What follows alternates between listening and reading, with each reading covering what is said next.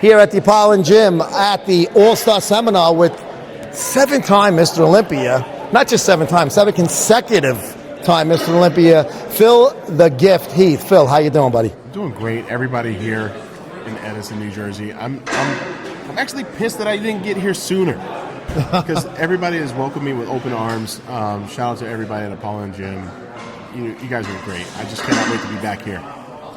Okay, now we've had, since your reign, Mr. Olympia has been, one guy here. It's almost like a repeat of after Arnold retired. Yeah, you had, right, Franco, and then you had... What, 6 people? Yeah, it's been a lot of... Rami, Hadi, Derek, Samson. Oh, so 5. And Derek. Oh, no, Brandon. And Brandon Curry. So okay, 6. and 19, Brandon Curry. 6 Mr. Olympias since your reign. And we had that little part where you had Chris Dickerson, Samir Banu, and then the Lee Haney reign started in 84. I, for one, I'm 58, so following the sport over the years, I kind of enjoyed these dynasties. I think it made it a little like you were the target, and you were they had to be you, but the better version of you. Yeah. And now it's kind of you got Samson, Derek, different body styles and stuff like that. Much different. What do you attribute that to as far as how it's okay, is this the style that's in or is that the style that's in? I think it's a number of things. Number one, peaking. Mm-hmm. We have yet to see someone peak consecutive years, and that's why we haven't seen. The last person to do that was Rami. Yeah. So it's tough because it's a 2-day competition, and these guys all look great. I think also, we're talking about gene pool. Everybody's about the same. So that's why you're seeing so many different champions. The problem is that whoever wins that show, they're not figuring out how to become better that following year. Mm-hmm. Otherwise, they would repeat. It's very simple. You got to replicate the process, but just a couple degrees better. Yeah. And still, I think what happens when people win the Olympia in all categories, they think they're going to go on an immediate run because of what they saw the legends do. Yes. That's not the case right now, and that's why I've said that there's no one that's that dominant. Mm-hmm. Now, you don't have to be dominant to repeat. You just have to be good enough, making sure that you don't miss on both Friday and Saturday night. So, I thought Hadi had the best chance to repeat out of any of those guys because he had the muscle, and that didn't happen. And then, Derek comes in or Samson comes in. Yeah. I thought Samson had the same opportunity. So those guys all have the same opportunity. I just think that they've got to figure out their own recipe. And let's be honest, it's going to require someone else to be off. Sure. In this era right now, I think it's going to be more about who didn't show up than who did, because otherwise we would have seen one person or 2 people, not 6 since 2018. Yep. So I don't know. One thing I think that might have play into it a little bit is that a lot of these guys are competing more than once a year. Now, back in the old days, you had the Grand Prix, and it was a whole different type of sport, right? But in I guess I would call the Phil Heath era, it became, if you're Mr. Olympia, you're going to just do the Olympia. Yeah. And it seems like a lot, maybe it's because the purses are higher now. I think so. So to me, I thought Derek peaked at the Arnold. It was the best Derek I've ever seen. Yeah. I think he looked better than his first Mr. Olympia Derek. Yep. And I guess, comparing him to himself, which isn't fair to him, I thought he didn't look... I actually had Andrew as the winner of the show both nights. Yep. Friday and Saturday. I think Samson looked better Friday. I think that Hadi and Derek looked better Saturday. To me, Andrew was on both nights. But I think it's especially Samson doing the Arnold as the reigning Mr. Olympia at the time. Do you think maybe in hindsight that was a mistake on his part? Look, it's only a mistake if he doesn't win. That's true. I think he went into every intention of actually, maximizing his efforts, right? Yeah. And why not? But the only issue I had was he still had. When you talk about recipe for success, sometimes that recipe has to simmer for a little bit longer. Yeah. As much as the Arnold prize money was there, what you have to define what the main goal is. Is it titles? Is it the Mr. Olympia title? Is it Arnold Classic title? Or is it just prize money? Yeah. Because at the end of the day, this is how we eat. Of course, yeah. So you also realize that, man, if I'm that good, I can hold these guys off. And he didn't. Yeah. But these are all data points. Now he has the data. Now he understands. And that's what experience comes in. Yeah. Wisdom comes in. I think Derek needs a break. He did 4 shows in a full calendar year. Yeah. You brought that up during the seminar. I think it's smart. And when he said that, I was like, that's smart. Yes. Now, he's going to be pissed when he sees someone that he had beaten make $750. Yeah.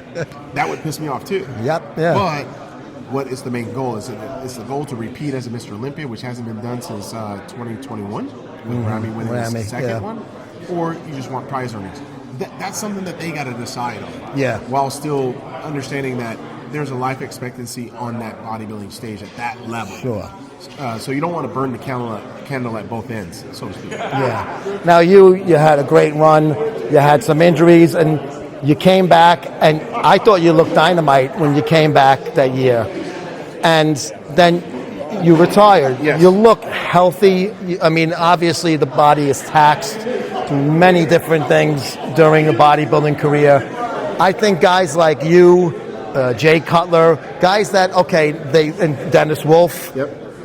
I look at the 3 years, and you all look healthy. You look slim, but you're still fucking jacked. Right. So the key to me is you guys got out with everything intact. Yes. And I think you're playing it smart now. So what's it's different now. You're not competing, but you're still involved in the industry. Right. So what is like a day-to-day function for Phil Heath now that you're not on stage anymore? Well, for me, not being on stage is a blessing, actually, because it consumes so much of my daily life, right? Yeah. So now the training has diminished. I mean, I'm very much just like a 3, maybe 4 day a week guy.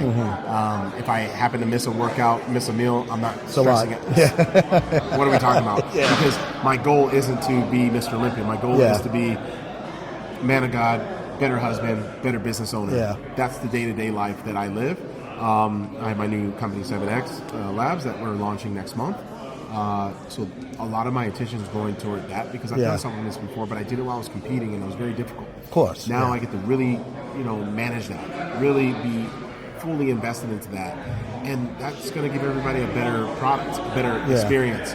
So that's what collectively consumes my work day or my day. Sometimes I wish my day could be totally bodybuilding, but let me build this business first. Yeah. Let me make sure that my family is good. And the gym is always going to be there. I'm still going to be able to train, but my 2-hour weight sessions have gone down to 45 to 60-minute weight sessions. Yeah.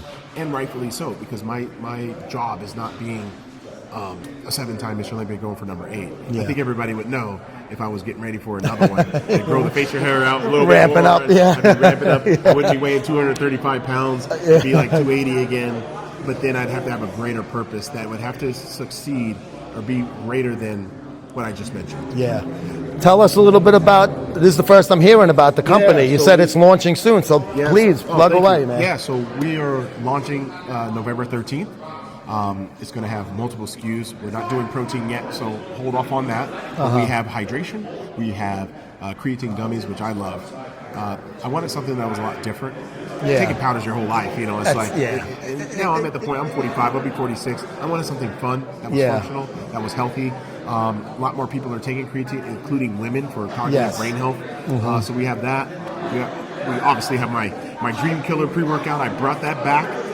So I'm very excited about that because it's I would say a very medium to low stimulating product. Yeah. Because I wanted people to still have their coffee in the morning, their energy drink later on in the afternoon. Yep. And then I have a that's just for their workout. Yeah, that's just for the workout. I have a Shilajit plus a KSM ashwagandha product that's in the capsule form that helps with a variety of things, whether it be free testosterone, hormone imbalance,